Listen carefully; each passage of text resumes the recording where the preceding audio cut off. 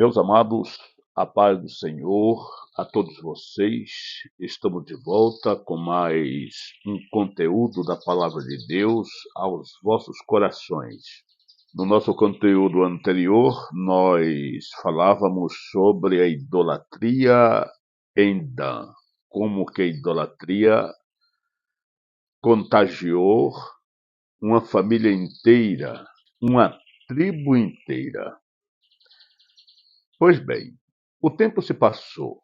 1406 a.C., aproximadamente. Neste conteúdo, estaremos analisando outro quadro negro, funesto, imoral entre os filhos de Israel, a tribo de Benjamim, os vadios, os vândalos, os chamados pelas Escrituras homens de Belial, ímpios, imorais, capazes de fazer atrocidades, e a Bíblia descreve tudo isso, pois o compromisso da Bíblia é com a verdade de Deus. Por isso, Deus não tem compromisso com o homem, com suas obras. A Bíblia expõe tanto o caráter e as virtudes dos seus personagens, como também o defeito deles. Lembra de Davi, o homem segundo o coração de Deus? Ó, que maravilha!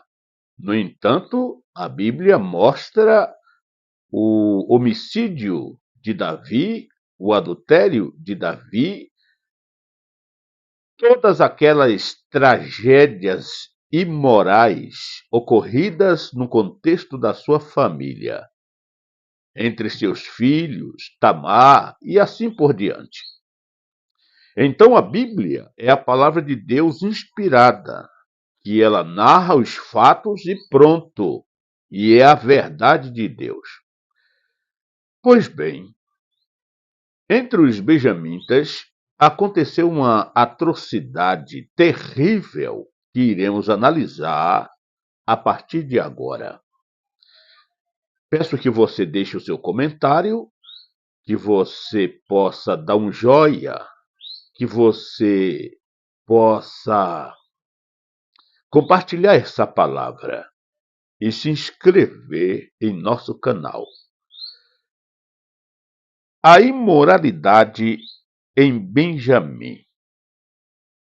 Abra sua Bíblia no livro de Juízes, no capítulo 19, versículos de 1 ao 30. A concubina de um levita morador de Efraim é vítima de perversões sexuais.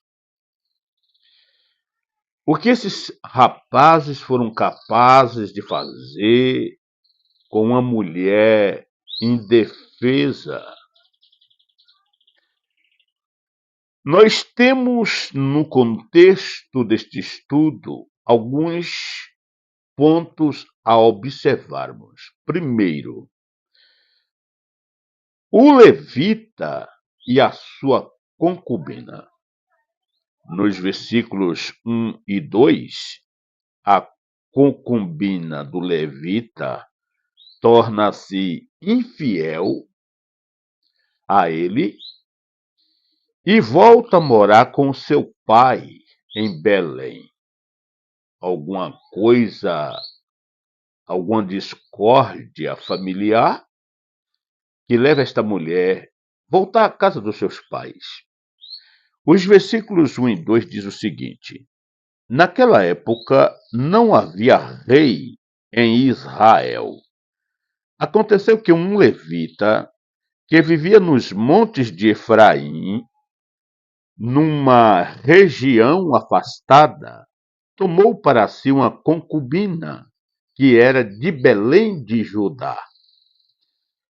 Mas ela lhe foi infiel, deixou-o e voltou para a casa de seu pai, em Belém de Judá.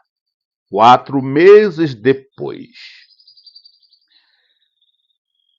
Percebemos aqui, portanto, uma intriga de relacionamento.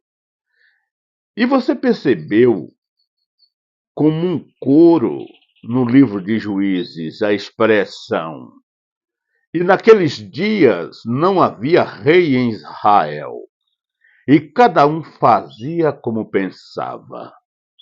Por isso, a infidelidade desta mulher fez com que a separação do casal acontecesse, e ela foi embora.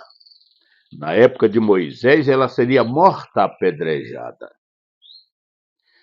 Mas o teu marido a amava.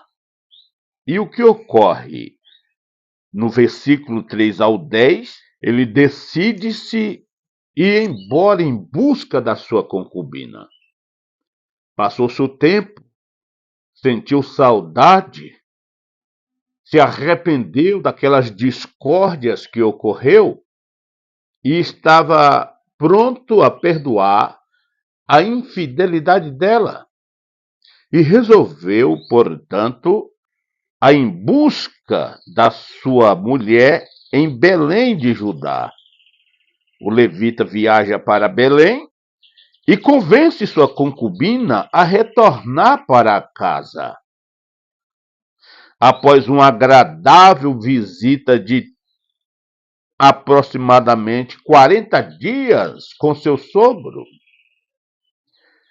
Nesta visita, o sogro faz banquetes para ele, recepciona de uma forma muito bem agradável e ele quer ir embora.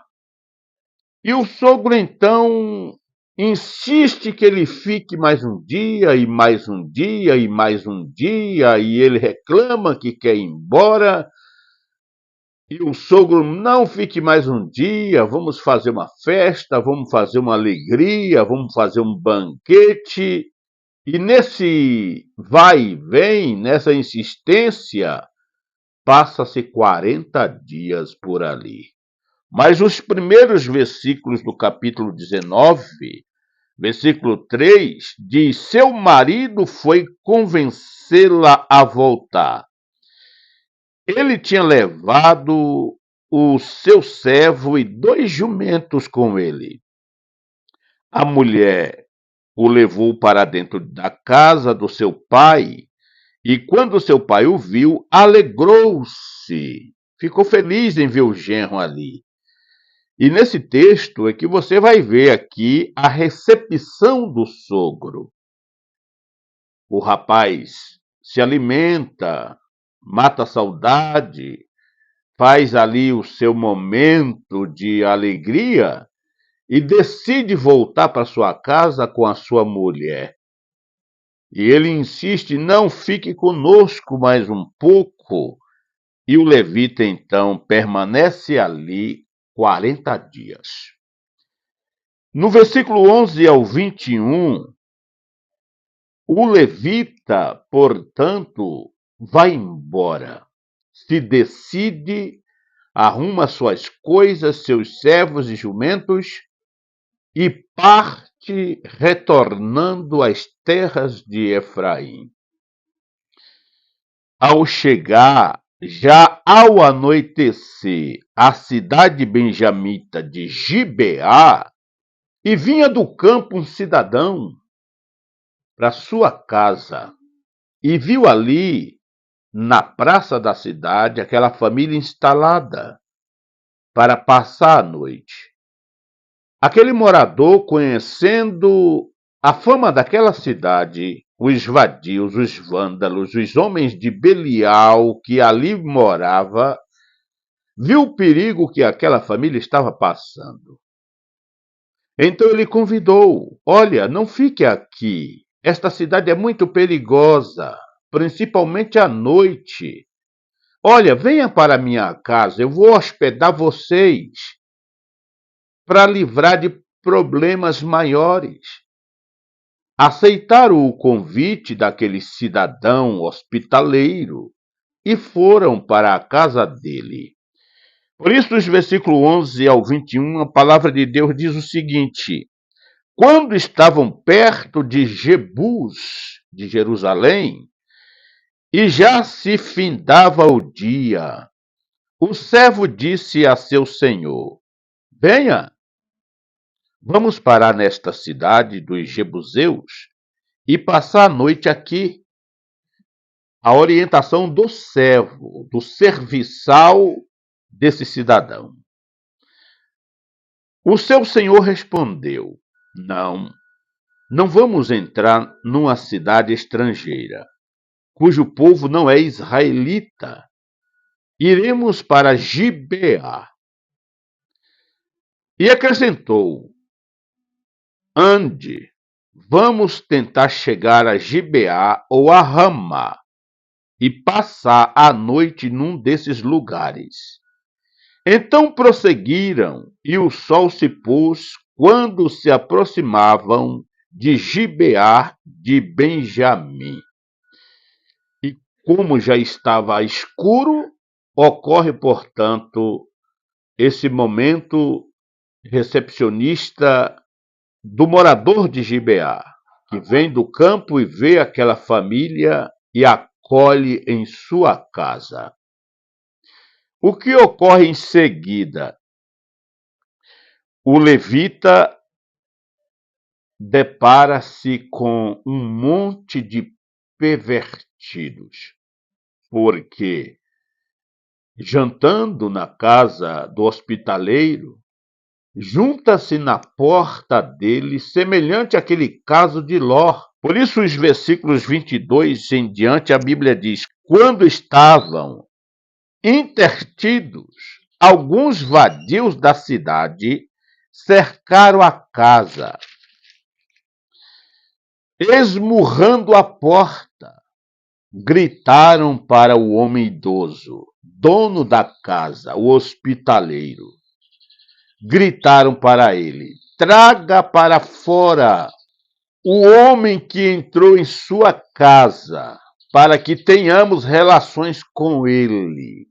Olha a perversidade que chegou os filhos de Benjamita, homossexuais. Que situação! Queria o hóspede para manter relações homossexuais com aquele cidadão. Mas quando alguém se hospedava na casa de um cidadão, era lei o respeito, a hospedagem, a proteção, a segurança que se oferecia ao hóspede.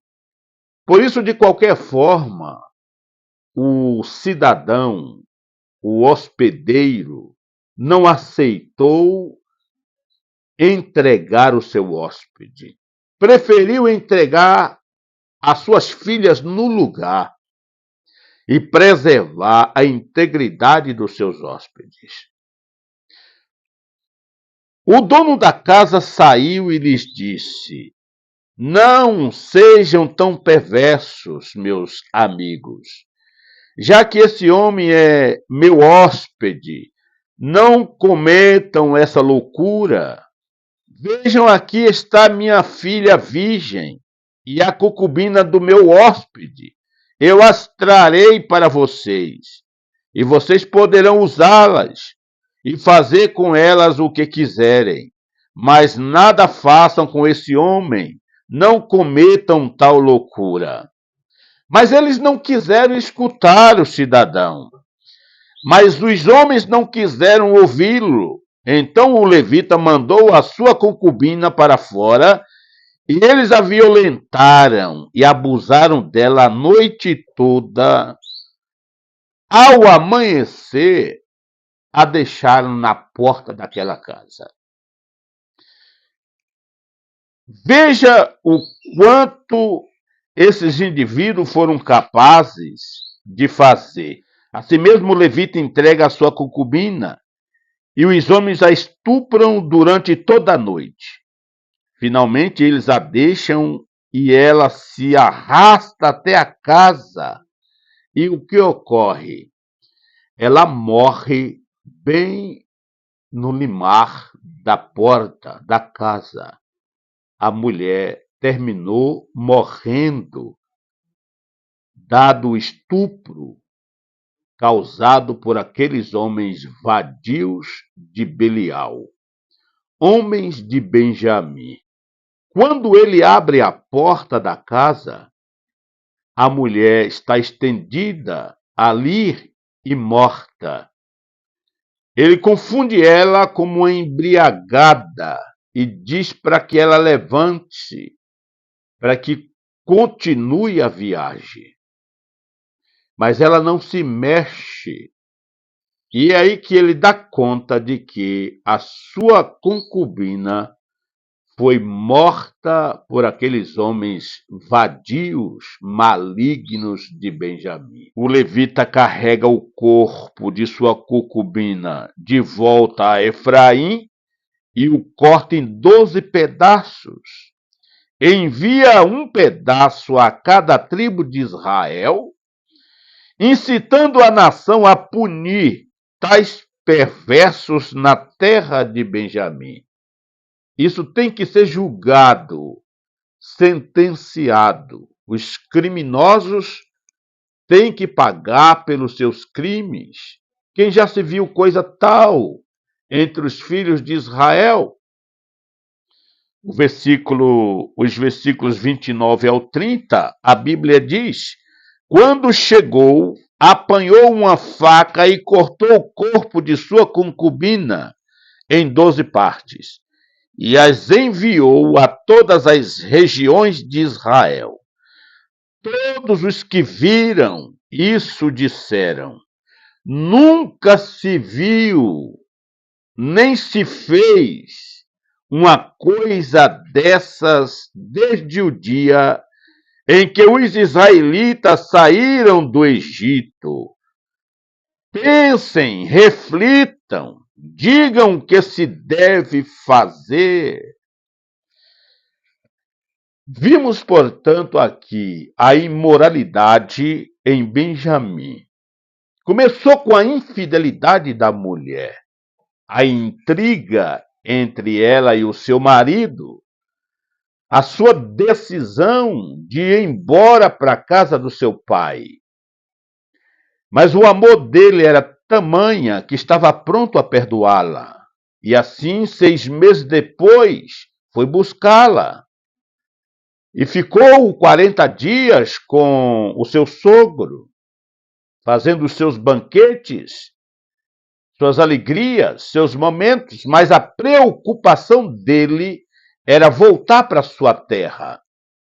E voltando com seus servos, o servo ainda lhe aconselhou, quando chegou nas imediações de Jerusalém: meu senhor, vamos ficar aqui nessa cidade de Jebus, entre os jebuseus. Está tarde, nós não vamos alcançar a nossa terra ainda em dia.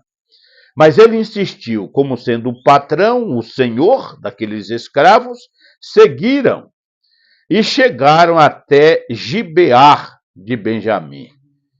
E ali já estava escuro e decidiram pernoitar na praça da cidade. Passando um cidadão do campo, vendo o perigo que havia, hospedou em sua casa, tirou dali e ficou na casa. Os vadios viram que havia estranho ali, semelhante ao que ocorreu em Sodoma com a família de Ló.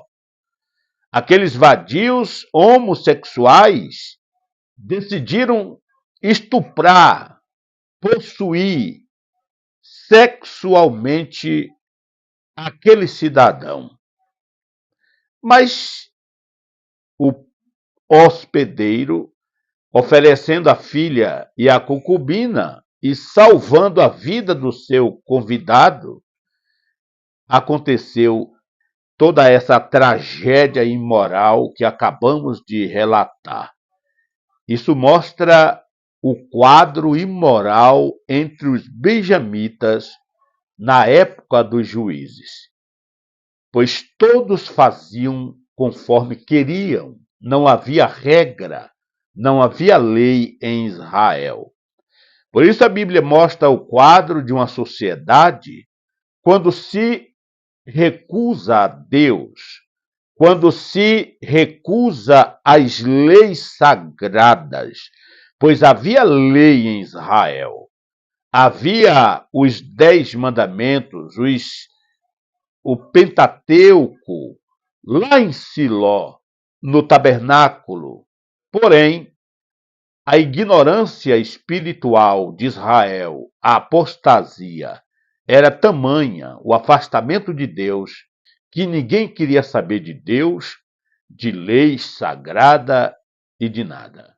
Davam vazão ao pecado, davam vazão à idolatria, davam vazão à imoralidade. E o que ocorre, conforme diz o versículo 30? O que se deve fazer? Evidentemente, uma guerra instaurada, interna, entre os filhos de Israel, que vão se reunir para punir os responsáveis, e termina uma tragédia que quase uma tribo de Israel deixa de existir. Mas isto nós veremos em o nosso próximo conteúdo, querendo Deus.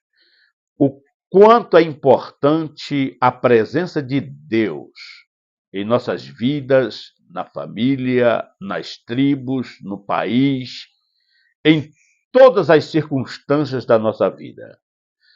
Deus lhe abençoe, fique na paz, ore por nós e nos ajude em suas orações muito, pois precisamos delas. Fique em Cristo Jesus e até uma próxima oportunidade, querendo Deus.